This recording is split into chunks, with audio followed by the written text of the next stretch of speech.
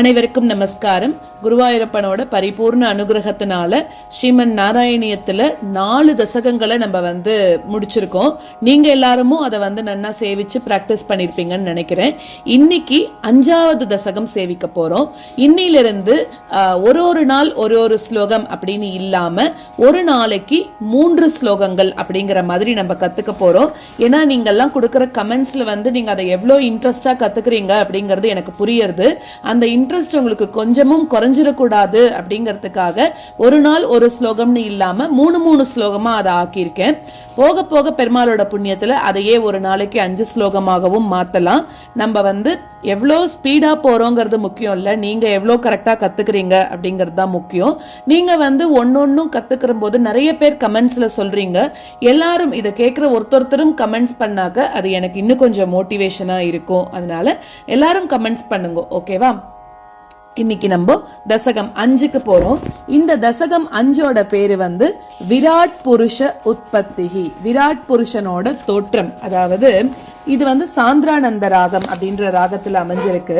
14 உலகங்களையும் தன்னோட சரீரமாக கொண்ட ஒரு பெரிய உருவமா அந்த பெருமாள் இருக்கார். அதுதான் விராட் புருஷ வடிவம், அதாவது விஸ்வரூப வடிவம் அப்படின்னு சொல்றோமே அது.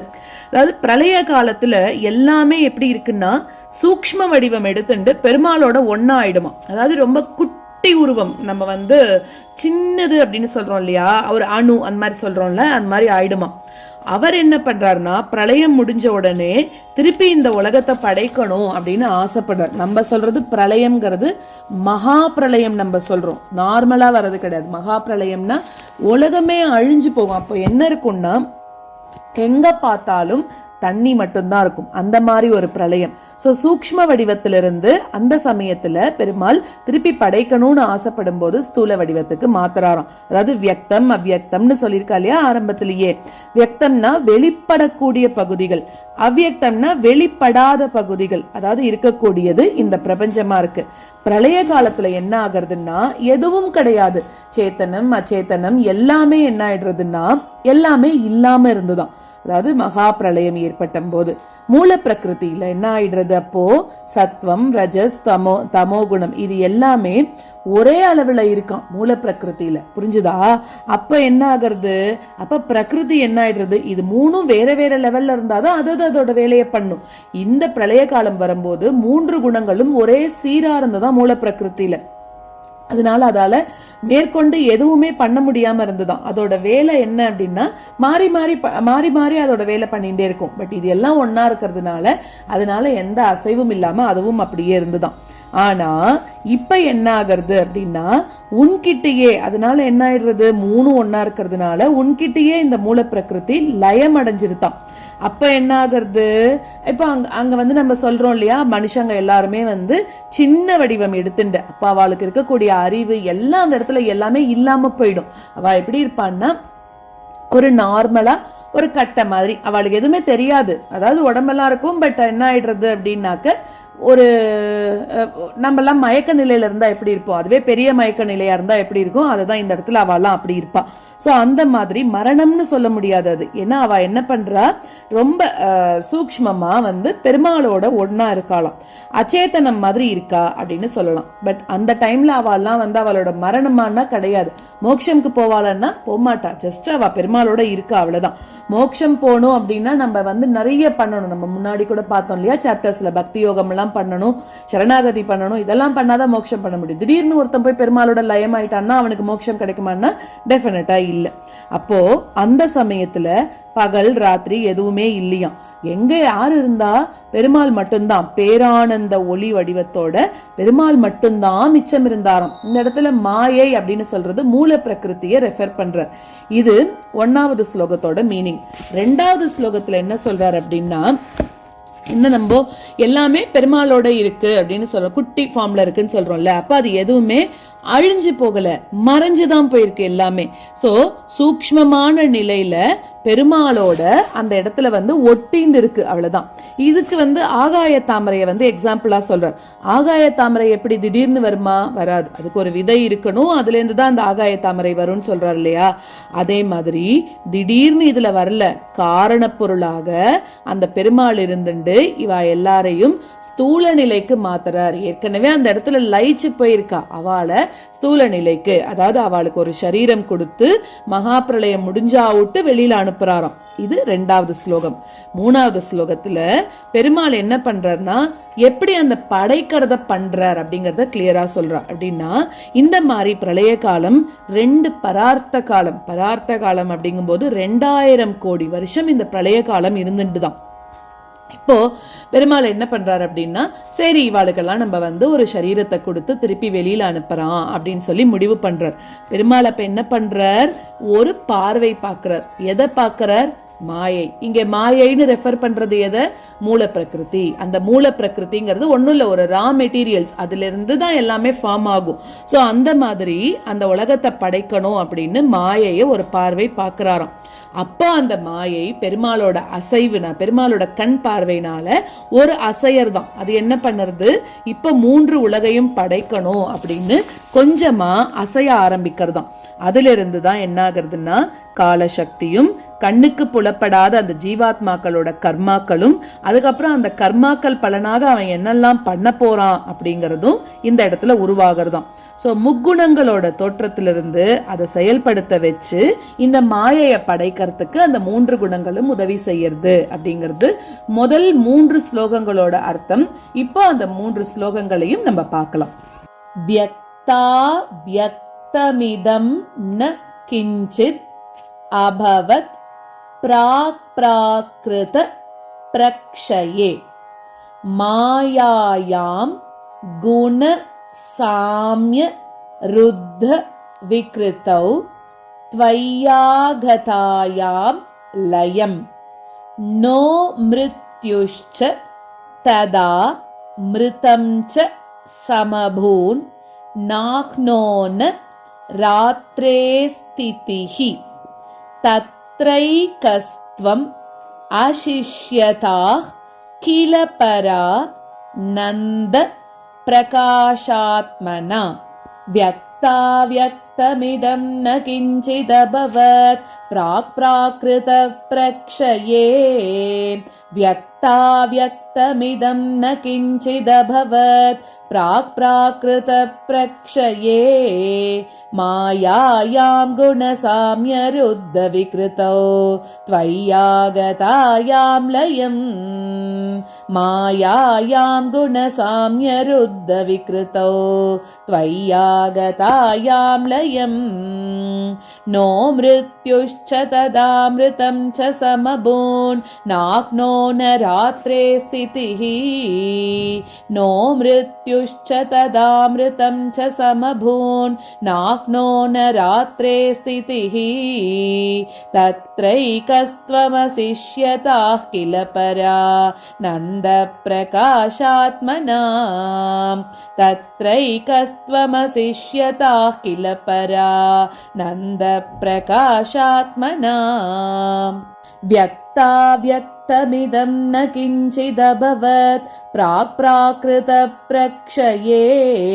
மாயாயாம் குணசாம்யருத்த விக்ருதோ த்வய்யாகதாயாம் லயம் நோ மிருத்யுஷ்ச ததாமிருதம் ச சமபூன் நாக்னோன ராத்ரே ஸ்திதிஹி தத்ரைகஸ்த்வமசிஷ்யதாஹ் கில பரா நந்த பிரகாஷாத்மனா வியக்தா வியக்தமிதம் ந கிஞ்சிதபவத் ப்ராக் ப்ராக்ருத பிரக்ஷயே மாயாயாம் குணசாம்யருத்த விக்ருதோ த்வய்யாகதாயாம் லயம் நோ மிருத்யுஷ்ச ததாமிருதம் ச சமபூன் நாக்னோன ராத்ரே ஸ்திதிஹி தத்ரைகஸ்த்வமசிஷ்யதாஹ் கில பரா நந்த பிரகாஷாத்மனா காலஹ்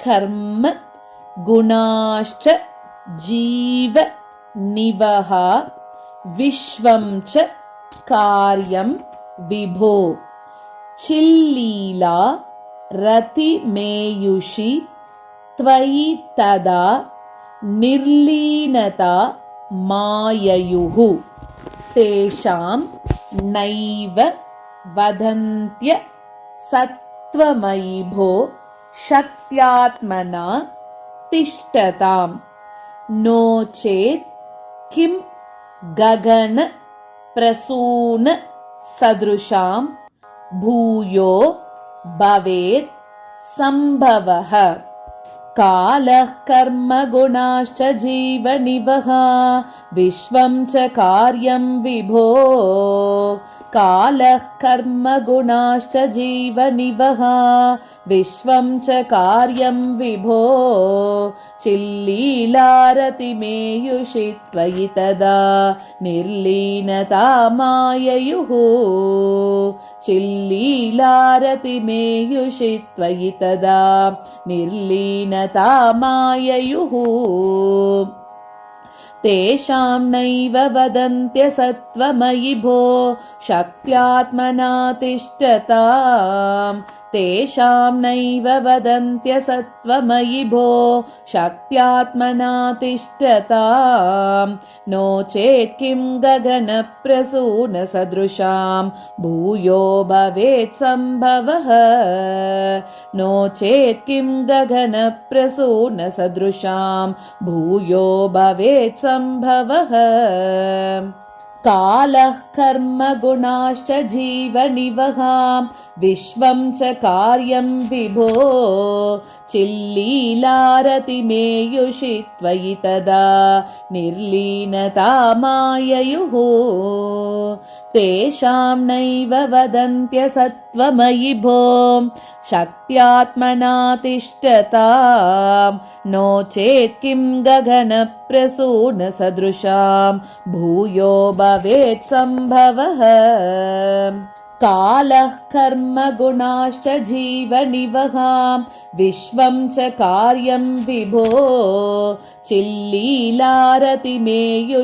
त्वयि तदा निर्लीनता माययुः तेषां नैव वदन्त्य सत्त्वमयि भो शक्त्यात्मना तिष्ठताम् नो चेत् किं गगनप्रसून सदृशां भूयो भवेत् सम्भवः एवं च द्विपरार्ध काल विगता वीक्षां सिसृक्षात्मिकां बिभ्राणे त्वयि चुक्षुबे त्रिभुवनी भावाय माया स्वयं मायातः खलु काल शक्तिरखिला दृष्टं स्वभावोऽपि च प्रादुर्भूय गुणान्